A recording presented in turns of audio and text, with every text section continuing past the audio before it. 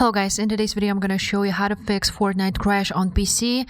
This tutorial will be quick and simple. Just make sure to subscribe to this channel and leave a like on this video if you will find this guide useful. First of all, you want to open your Epic Games launcher and run it as administrator. Once you will open it up, you want to go to your library, find Fortnite, click on three dots and then click on options. Now on options, you want to make sure that you check the pre-download streamed assets and uncheck high resolution textures and then click apply. After that, you want to click those three dots again and click on manage, and here on launch options you want to paste this lamplay, no splash, and use all available cores. I'm going to leave it in the description for you to copy. And also after that you want to click verify the files.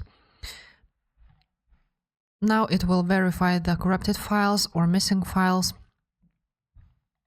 And that should fix your problem. Now another thing you want to do is if that didn't work, you want to run %local app data %, click OK, open it up, find Fortnite or Fortnite game, then go to saved, then config, Windows client, and delete this game user settings, just like so.